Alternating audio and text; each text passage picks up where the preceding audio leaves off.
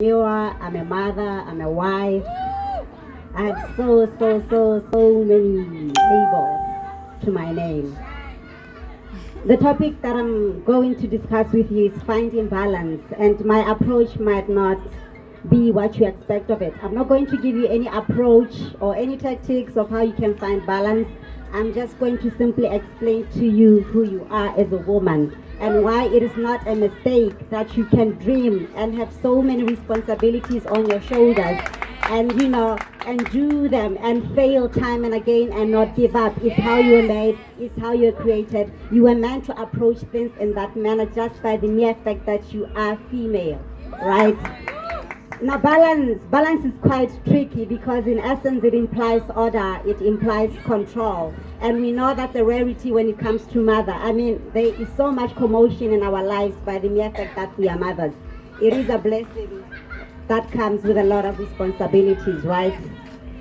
But the idea of balance in the aspect that I'm going to discuss it with you is going to be in the essence of applying your effort and your influence in a manner that you counterbalance your contribution towards your responsibilities the best way you can, such that you maintain your steadiness in mind and emotion. All right? That means you are able to do all that you are supposed to do at the best of your ability. And know that I say at the best of your ability because the best of your ability does not necessarily mean that is the best way it can be done. All right? It's probably just one step of the process or just a single step of the process leading to the accomplishment of the very mandate you want to accomplish. So you will not always be able to do the utmost accomplishment of the very thing you want to attain or to achieve, but every step counts. All right? Now, I'm going to share with you a secret of how I do stuff that I do and how I manage to do the things that I do. I'm Christian, and I do not want to impose my religion on anybody today, but I'm going to share with you where I derive my power. I derive my power from the story of creation. Now, the reason I wanted to speak about balance, I wanted you to appreciate that you are created to balance the ecosystem. Because the only time God said it is not good was when he said for a man to be alone, which means you had to exist as a woman to come and balance things out. Even the aspect of creation was incomplete without you. All right. Now, when God created you as female and he called you helper, that does not imply that you are beneath or above a man. It means you are beside him. You are complementary, that you were created to come and bridge the gap, to fill in the deficiencies that God identified in a man, which means it is a must that you must have responsibilities before you. It is a must that you must accomplish certain aspect and element of your life which you deem as dreams and desires within your heart, because they are not a mistake.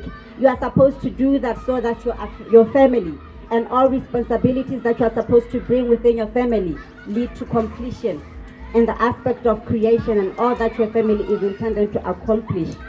You are the piece that leads to the accomplishment of the success of your family. Are you getting it? Some people accuse me of speaking too fast, but I'm timed, so I need to say everything that is in my heart before I left this podium, all right?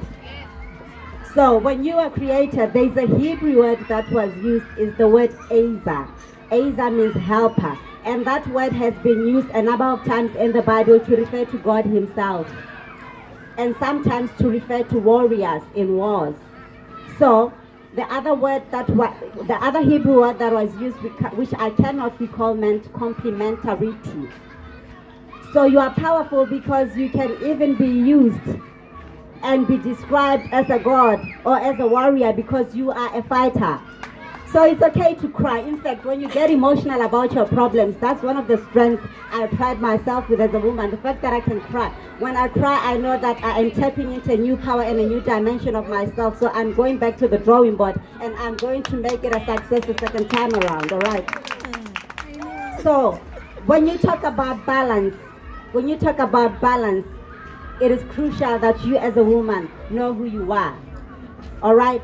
You are powerful. And that is why you can be compared to a warrior. You already have it within you. You are a fighter. This is why you are able to accomplish so many responsibilities at once, to be a mother, to be a business person, all at once, because you are already created in that way. So there is no way, and I do not mean to the men here present, but there is no way your role or your responsibility could be of subservience to that of a man if you can be compared to God himself, because God is above us all right? There is a study that was done, I'm about to conclude, there is a study that was done by a certain Dominic in the United States of America, where he was studying the brains of men and women. And he identified certain strengths in women. And it does not mean they're non-existent in men, it just means they're more prevalent in women, all right? And I'm going to share with you the 3 that stood out for me, because I feel like for you to find balance and for you to find yourself despite the circumstances that you might go through while you're running your business, you need to first appreciate how you were created as a woman. Number 1, you were created to nurture things, to take care of things, to grow things. That's why you can easily raise your kids. So everything, every idea you breed, everything that comes to your mind and you want to see is fulfillment. You are meant to grow it and to nurture it until it reaches its ultimate, until it has grown to a point where you are now satisfied with it because you are nature. And your aspect of nurturing means you must have the patience, you must have the ability to care for it, you must have the knowledge to care for it, which means you have the responsibility to acquire the right knowledge every time you tap into a new idea, every time you want to start a new initiative. You have to get all the resources that are required, and the most crucial is knowledge, all right? Because we women, sometimes we forget who we are. We have so much power within us, all right? The second one was that women have the ability to nurture relationships that are beneficial to them, all right? That means you are born with the ability to be customer-centric, all right? You are born with the ability to identify relationships that work for you, and not just that, how you can be of a benefit to the next person. So you're not about relationships of using people. You're about relationships of bringing about the benefit to the next person so that they can be of a benefit to you. Which means when you say, I'm going to offer you this product and it's going to attain 1, 2, 3, you're going to make sure that it does exactly what it's supposed to do, because that's what you promised the next person. So that when they give you their money, you've given them what they expect of you. So you need to build your product to a point that you are completely satisfied with it to the best of your ability, so that you don't cheat anybody and you don't rob anybody of their money. That is where your success is. Because, by the way, you are God's creation, and God is fair, God is just. If you don't put all that you are supposed to put in it, it's not going to work out. I'm not going to lie to you. Your effort is very necessary. Oftentimes our businesses will fail and will have a bit of confusion where the problem is, but look at yourself first. Look at yourself first. If you know in your heart that you've not invested enough of yourself, or as much as you were supposed to, you know why your business has failed. So you don't have to always wait for explanations. You don't have to always wait for people to come and explain it to you. Be honest with yourself. Be authentic in your journey, because that is the only way you are going to learn how to thrive. All right? I said there were 3. Which one? Women are multitaskers. That's how you were born. You were born to multitask. It's not a mistake that you can be mothers and you can be in business. That's how you were made. You can be emotional and logical at the same time, which is why it's not a really good idea for people to contribute all of their money because a certain emotion has hit them. Because women were made to be inspired by logic as well. So when an emotion hits you, don't forget to employ logic which will bring about reasoning, so that when you make the decision, you make the right one. Emotions are not actually a bad thing, because when we engage in our emotions, we become empathetic as well. We're able to think well of the next person and do right by God and for the next person. All right? But don't forget to employ logic. You are not the world. You are not Jesus Christ. You are not the world savior. You cannot help everybody around you. You cannot rescue the whole of your family, for example. You need to employ logic. Do the possible things, the impossible, leave out until you've fully calculated all that can be done, and do it the right way. All right? That's all that needs to be done. That having been said, I'm not saying you are God. I'm not saying you're all powerful. You will be challenged because you are human. You will tap into your moments of weakness. I do. It happens a lot. My child is only a year old. I was just telling a friend of mine that I hardly find my sleep. I've been yawning when people are speaking. It's not to be rude. I'm honestly fatigued. Like I am still adjusting. But there are few tips that I would like to share with you, which I employ when I do these things. Because even colleagues, I work. By the way, did I mention that I'm employed? I'm employed 8 to 5. I work. So they ask me, how do you do all these things? You are an author.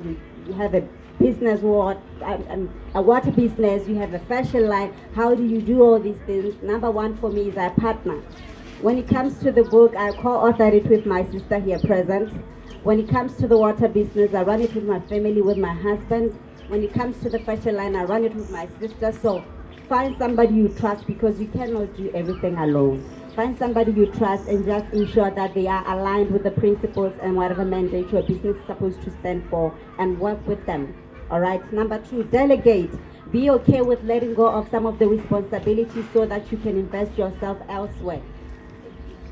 Write your grocery list for your husband.